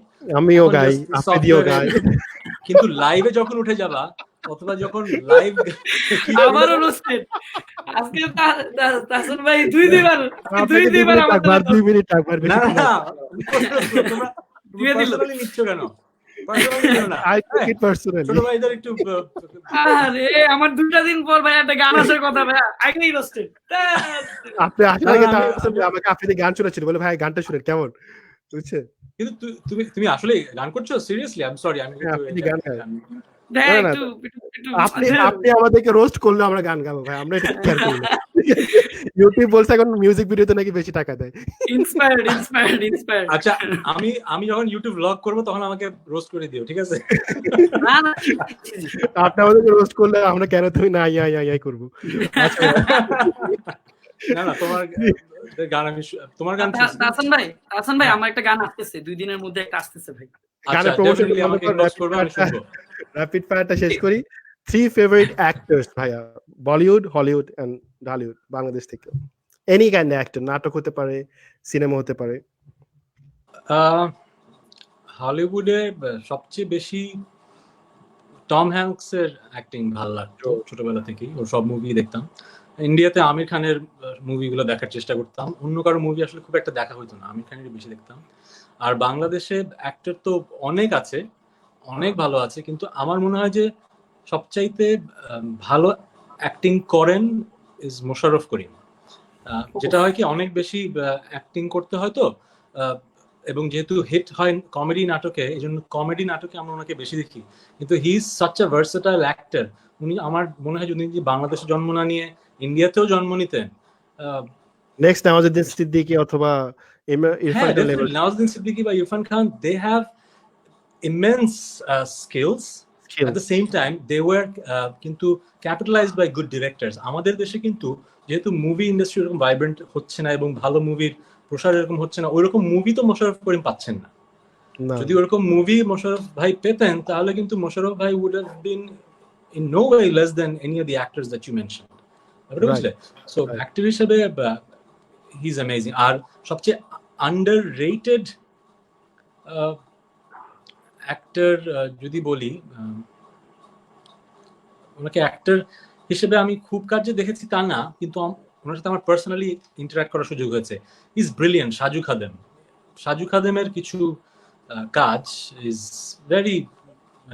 ভেরি ফানি, মানে অ্যাক্টর হিসেবে না, এন্টারটেইনার হিসেবে আমার মনে হয় যে বাংলাদেশের সবচাইতে underrated entertainer is Saju Khadem. You spend 10 minutes next to him, তোমার পেট ব্যথা হয়ে তুমি মরে যাবে। সাজু ভাই, আচ্ছা সাজু ভাই হি ইজ সো ফানি। উনি আমাকে অনেক পচায়, কিন্তু মানে he is has to be বাংলাদেশে টিভিতে অ্যাক্টিং না হলে সামনাসামনি my favourite actor any day. যেমন বলা হয় যে লাইভ তুমি কার পাশে বসে থাকবা, stand up comedy, I would pay to sit next to him. যখনই দেখি যে কোনো শুটিং এ উনি আমার কো অ্যাক্টর, নীলপরী নীলাঞ্জনাতে ছিল আমাদের একটা খুবই ফেমাস নাটক, যদি শুনি যে উনি আছে আমি বলি যে আমার পেমেন্ট কম নিব। বলিউড বলেছিলেন নাকি ভাইয়া? বলিউডে কাকে বলছিলেন? নওয়াজ ভাই তো নওয়াজ ভাইয়ের কথা বলছেন। আমার আই ফিল ভেরি লাকি যে I got to work with him. And হয় কি, যখন একজন অ্যাক্টরের সাথে সব সিনে, আমার যেরকম নোল্যান্ডসম্যানের প্রত্যেকটা সিনই প্রায় ওনার সাথে, সো প্রত্যেকটা সিনই যেহেতু নওয়াজ ভাইয়ের সাথে, ওনার সাথে আমি প্রতিনিয়ত কিন্তু শিখেছি। এবং শুধু যে অ্যাক্টিং শিখেছি তা না, যে স্ট্রাগল কি জিনিস, ওই স্টোরিগুলা হয়তো ভবিষ্যতে বলবো। এখানে অনেকেই মেবি জানে না তাহসান ভাই আপনার যে নো ল্যান্ডস ম্যান সম্পর্কে, যে আপনি একটা মুভি করছেন অলরেডি। মোস্তফা সরোয়ার ফারুকীর next film no land's man, এটা English movie. I am very excited about this movie, কারণ কিছু কিছু স্টোরি আছে যেটা আসলে সার্বজনীন, শুধু একটা দেশের এক ধরনের মানুষের না, সারা পৃথিবীর মানুষকে হৃদয় ছুঁয়ে যাবে, এটা দ্যাট স্টোরি। আই থিংক করোনাটা যদি যায়, হোপফুলি কবে বের হবে ভাইয়া? সবার শুটিংটা শেষ, রাইট? হ্যাঁ, শুটিং শেষ, ডাবিংও মোটামুটি শেষ। তাহলে তার সমস্যা নেই, এনি টাইম আমরা পেতে যাচ্ছি। এখন তো সব মুভি ব্লক হয়ে গেছে, রিলিজ ব্লক হয়ে গেছে, সো সিনেমা হল পাওয়া world wide will be difficult when the world leaves. Yes, this is a good movie. হ্যাঁ, নো ল্যান্ডস ম্যান, এটা তো সবাই জানলো। আরেকটা কোয়েশ্চেন তাহসান ভাই, আপনি যদি আপনার লাইফটা একদিনের জন্য বাংলাদেশের কোনো সেলিব্রিটি কিংবা এনিবডি যার সাথে আপনার লাইফটা আপনি চেঞ্জ করতে পারতেন একদিনের জন্য, কে সে পারসনটা হতো? এটা তো চিন্তা করিনি কখনো। একটু চিন্তা করে দেখেন যে একটা এমন একজনের সাথে আপনার লাইফটা চেঞ্জ করতে পারেন। ভালো একটা অ্যানসার দিছে। আমার যেটা মনে হয় যে আমি এতটা, আমার মধ্যে একটা ব্যাপার আছে গ্রেটফুলনেস। আমি প্রতিনিয়ত আল্লাহকে থ্যাংক ইউ বলি আমাকে আমার লাইফটা দেওয়ার জন্য। সবার লাইফে ভালো হয়, খারাপ হয়, আমার লাইফেও অনেক খারাপই হয়তো এক্সপিরিয়েন্স হয়েছে, ভালো খারাপের মধ্যে দিয়ে গিয়েছি, কিন্তু আমাকে যদি বলা হয় যে if I would trade this life for anything, I wouldn't trade this life for anything. Allah has given me the best life possible. I wouldn't trade one single second. This is the best answer Allah would want to hear. The best answer. এটা এখন আরেকটা question Tahsan ভাই, তাহলে if you could be a prime, Tahsan ভাই কি চলে গেছে? Phone আসছিল বেবি। আপনার ভাই এখন মনে শুনবে না, এখন তাহসান ভাই আবার একটু ইয়ে করে আসতে হবে। তাহসান ভাই ফোন আসলেই কেটে যায়। সিঙ্কে কিন্তু আজকে প্রচন্ড প্রবলেম করছে। এখন হাসিস না, এটা আমার অনেক আগে থেকে সমস্যা, আমার অডিয়েন্স অলরেডি জানে। আমি এটা নিয়ে পরে আসবো গাইস। আচ্ছা, আমাকে পুরো একা সবে রেখে দিলাম, বুঝলাম না। তবে তাহসান ভাই কিন্তু বড় একজন ইন্সপিরেশন। কিছু কিছু জিনিস তাহসান ভাই পাওয়ার জন্য হারাতে হয়, যেমন আমার অনেক কোয়ালিটি ভিডিও এটার জন্য ঠিক থাকবে না। আচ্ছা, এই যে তাহসান ভাই আসছে। তাহসান ভাই আরেকটা কোয়েশ্চেন, ইম্পর্টেন্ট কোয়েশ্চেন ছিল, এই টাইমে আপনার ফোন আসছে। আপনি যদি একদিনের জন্য, আমাদের নায়ক মুভিটা তো আপনি দেখছেন, একদিনের জন্য যদি আপনি বাংলাদেশের প্রাইম মিনিস্টার হতেন, তাহলে আপনি কি চেঞ্জ করতেন ফার্স্ট? আপনার কথা শোনা যাচ্ছে না তাহসান ভাই। না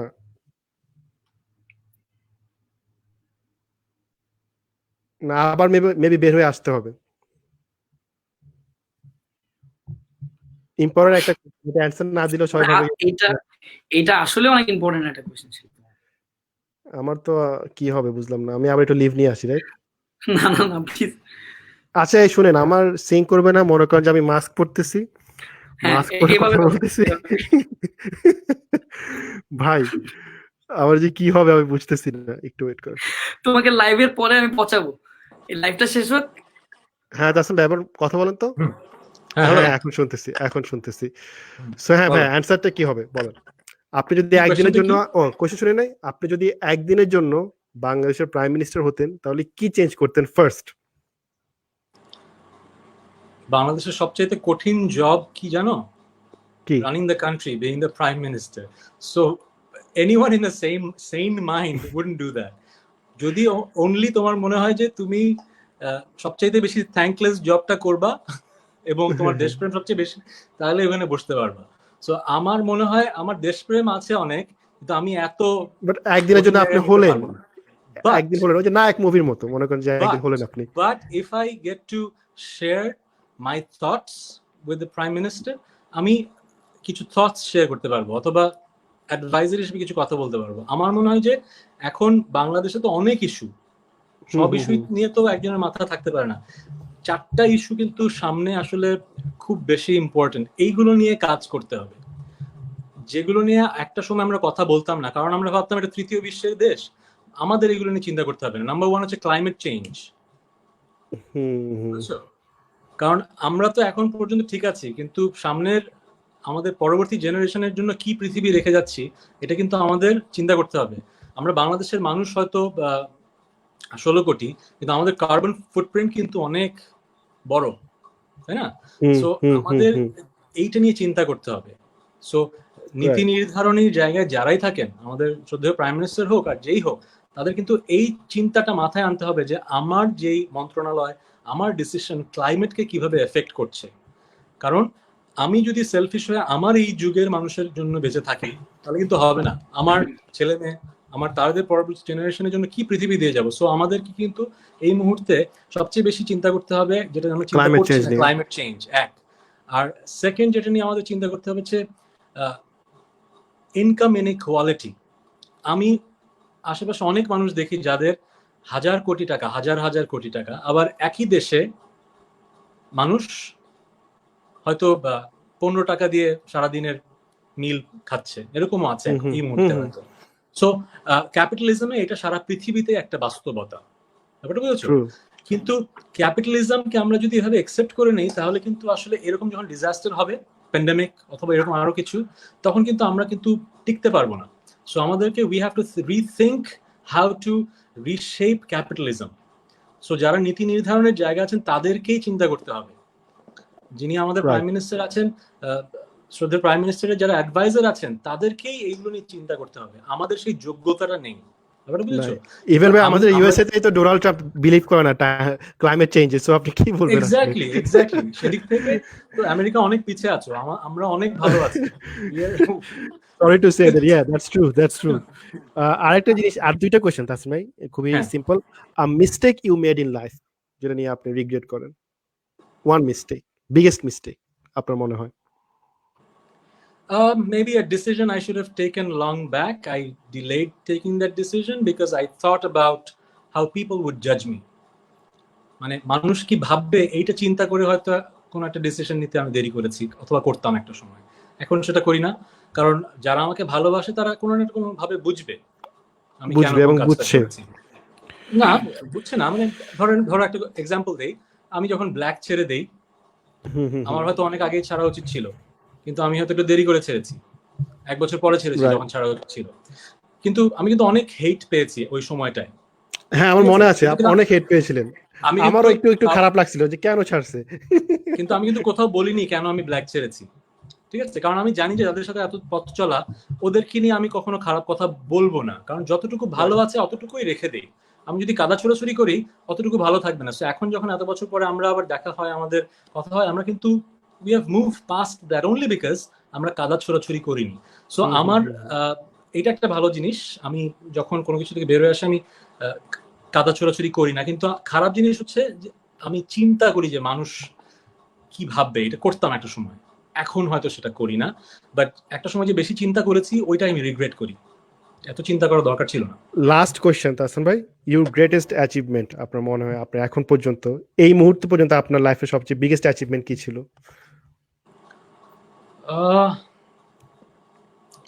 এটা কিভাবে বলবো, এই মুহূর্তে তো মনে পড়ছে অনেক অ্যাচিভমেন্টস আছে আপনার, যে কোনো যেটা আপনার সবচেয়ে বেশি আপনাকে নাড়া দিয়েছে আপনার মনে? আমার ফ্যামিলি লাইফে সবচেয়ে বেশি অ্যাচিভমেন্ট হচ্ছে আমার মায়ের সাথে হজটা করা। এটা আমার যখনই খুব মন খারাপ থাকে ওই মেমোরিগুলো যখন চিন্তা করি আমার মন ভালো হয়ে যায়। এটা আসলে যে ওই এক্সপিরিয়েন্সটা পেয়েছে মায়ের সাথে হজ করার, সে হয়তো বুঝবে যে মাকে জড়ায় ধরে তাওয়াফ করা, সাফা মারওয়া করা, মায়ের হাত ধরে, এই ফিলটা আসলে বোঝাতে পারবো না। যে ছোটবেলা থেকে মা আয়াতুল কুরসি পরে ফু দিয়ে দিত, এখন তাওয়াফ করার সময় মা আয়াতুল কুরসি পরে ফু দিয়ে দিচ্ছে, আমি হয়তো জড়িয়ে ধরে তাওয়াফ করছি। এই মেমোরিগুলো আসলে এটা আমার জন্য ইউ ক্যান্ট বাই ইট। এটা আমার একটা অ্যাচিভমেন্ট। ক্যারিয়ারে অ্যাচিভমেন্ট আছে, আমি চাকরি ছেড়ে দিয়ে ফুল টাইম যে মিউজিক করা শুরু করি, এটা ওয়াজ মাই অ্যান অ্যাচিভমেন্ট। কারণ যদি আমি সেটা না করতাম তাহলে হয়তো আমি এত মানুষের ভালোবাসা পেতাম না, আমার কাজও মানুষের কাছে বছরের পর বছর থাকতো না। সো এইটা আমার জন্য বড় একটা অ্যাচিভমেন্ট, জাস্ট ক্যারিয়ারটা প্রফেশনালি নেয়া। কারণ একটা সময় কিন্তু ইনকাম ছিল না, প্রায় পাইরেসি যখন র্যাম্পেন্ট ছিল, সো তাও যে কন্টিনিউ করেছি, ওই কন্টিনিউ করাটাই আমার জন্য অ্যাচিভমেন্ট। আমি যে হাল ছেড়ে দেইনি, আমি যে জাস্ট কন্টিনিউ করেছি, এমন না যে অ্যাওয়ার্ড পেয়েছি, এটাও অ্যাচিভমেন্ট। আমি যে আজও গান করতে পারছি, অভিনয় করতে পারছি, মানুষকে এন্টারটেইন করতে পারছি, এইটাই আমার অ্যাচিভমেন্ট। আরেকটা অ্যাচিভমেন্ট হচ্ছে আমি কিছু স্টেরিওটাইপ বদলানোর চেষ্টা করেছি, যেটা পেরেছি। স্টেরিওটাইপ বলতে, আমি যখন গান শুরু করি তখন বলতো যে ও গান করো মানে তোমরা হয়তো নেশা টেশা করো নিশ্চয়ই, কিন্তু শুরু থেকে আমরা বলতাম যে আমাদের ব্যান্ড দেখে আমরা নেশা করি না, আমরা এটা সাপোর্ট করি না। সো আমাদের জেনারেশনের আমরা পড়াশোনা ভালো করে করি, সো আমাদের পরের জেনারেশন কিন্তু একটু ইজি হয়েছে এন্টারটেইনমেন্টে আসা। তখন আমি অনেককে বলতে শুনেছি যে আমার বাবা মা আপনার কারণে আমাকে মিউজিক করতে দিয়েছে, কারণ আপনি একটা এক্সাম্পল সেট করেছেন যে গান করলেই যে পড়াশোনায় খারাপ হবে, গান করলেই যে ইয়ে হবে, এটা কোন একটা কারণে ধারণা ছিল। কিন্তু আমাদের আগেও কিন্তু অনেক মিউজিশিয়ানরা ছিল যারা ড্রাগসে ছিলেন না, ভালো ছিলেন, কিন্তু কোন একটা কারণে যারা মিউজিক করতেন এবং এসব সাবস্টেন্স অ্যাবিউজ করতেন তাদের কথা বেশি চর্চা হতো। কিন্তু গান করে যে আমি এইটার চর্চাটা করতে পেরেছি, সব জায়গায় বলতে পেরেছি যে গান করা মানে এইসব আজে বাজে জিনিস খাওয়া না, গান করা মানেই পড়াশোনা থেকে দূরে থাকা না, এটাই হয়তো একটা বড় অ্যাচিভমেন্ট আমার জন্য। এটা একটা যে রেসপেক্ট, যেরকম আমি ছোটবেলা থেকে দেখতাম যে মানুষ জিজ্ঞেস করতো আপনি আর কি করেন, শুধু আমাকে না, যে কোনো মিউজিশিয়ানকে যদি গান করার কথা বলে আর কি করেন, অ্যাজ ইফ গান করা কোনো ক্যারিয়ার হতে পারে না, কারণ এখানে কোনো অর্থের যোগান তেমন একটা হয় না, দুস্থ শিল্পী হিসেবে দেখি আমরা সবাইকে। সো আমার আরেকটা গোল ছিল যে এটা চেঞ্জ করা। আমার মনে হয় সেটা আমি করতে পেরেছি, যে গানেও যে you can earn living and you can actually be successful, এইটা হয়তো একটু মাইন্ডসেট মানুষের চেঞ্জ হয়। এখন আমাকে জিজ্ঞেস করে না কেউ যে আর কি করেন, ব্যাপারটা বুঝতে পারলে? সো এটা হয়তো আমার পরের জেনারেশনকে একটু হেল্প করবে যে না, গানেও আসলে you can have a career. আমি এখানে অনেকেই তাহসান ভাইকে রিকোয়েস্ট করছে যে গান গান গান গান গান গান, এটা নিয়ে আমি একটা কথা বলতে চাই। তাহসান ভাই, আমি আপনাকে রিকোয়েস্ট করবো না গান গেতে।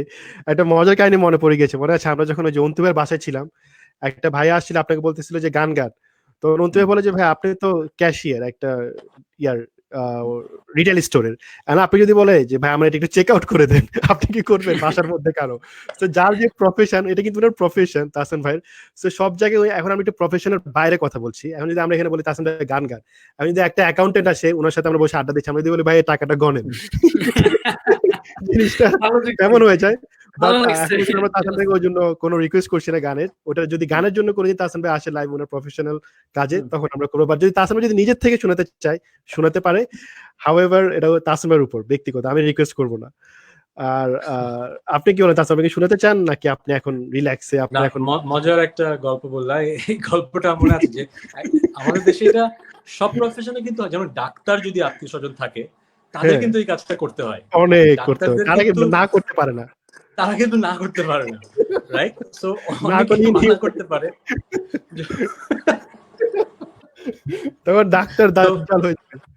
সো আমি এই করোনা যুদ্ধে যারা সবচেয়ে বেশি তাদের যোদ্ধা, ডাক্তাররাই তো, নার্সরাই তো সবচেয়ে বেশি, ওদের জন্য আইন কিছু শৃঙ্খলা বাহিনীতে যারা আছেন, জরুরি সেবায় যারা আছেন, তারাই কিন্তু আমাদের রিয়েল হিরো। আর যদি ফ্রি রিস্ক নিয়ে অনেক কিছু করতে পারেন, আমরাও কেন করতে পারবো না? সো ডেফিনেটলি গান তো গাইতে পারবো। তাহলে দুটো লাইন গেয়ে দিবেন আমাদের মোমের দেয়াল থেকে, ওটা একদম লাস্টে। তার আগে তাছাড়া করোনা নিয়ে দুটো কথা বলে যান, একটু শর্ট করে, যে একটু stay home stay safe type. Corona নিয়ে বলতে গেলে তো 2 মিনিটে বলা যাবে না, এটা তো আসলে অনেক, আমরা অনেক 7-8টা এপিসোড ধরে বলছি, আপনি একটু জাস্ট আপনার ফ্যান্সদের জন্য একটু বলতে যদি চান। যেটা হচ্ছে যে এই প্যান্ডেমিক কিন্তু is going to be a long term thing. আমরা পজিটিভ থাকতে চাই, কিন্তু এটা কিন্তু জাস্ট এভাবে করে পৃথিবী থেকে চলে যাবে না। সো আমাদের কিন্তু পুরো জীবনযাত্রাটাই বদলে যাবে, এবং জীবনযাত্রা বদলে যাওয়ার পরে আমাদেরকে একতাবদ্ধ ভাবে কিন্তু এটা মোকাবেলা করতে হবে। এই যে আমরা এখন যারা অবস্থাপন্ন সবার পাশে দাঁড়াচ্ছি, এটা কিন্তু আমাদের অভ্যাসে পরিণত হতে হবে। এই যে আমরা একটু কম কম খাচ্ছি, কম কম ম্যাটেরিয়ালিস্টিক চিন্তা করছি, আমরা যে একটু সংযত হচ্ছি, এই সংযত হবার ব্যাপারটা কিন্তু অনেক ভালোভাবে আমাদের আয়ত্ত করতে হবে, যেন এই করোনার চলে যাবে হয়তো একদিন, কিন্তু আমরা যেন এই মন মানসিকতা নিয়ে থাকতে পারি, পরিষ্কার পরিচ্ছন্নতাটা অলওয়েজ রাখতে হবে, পরিষ্কার পরিচ্ছন্ন যেন থাকি। কারণ আমাদের দেশে কিন্তু আমরা যেখানে সেখানে আমরা বিস্পিট, রাইট? এটা আমরা পাশ্চাত্যের দেশে কিন্তু এগুলো হয় না, কারণ ওদের এই সেন্সটা আছে।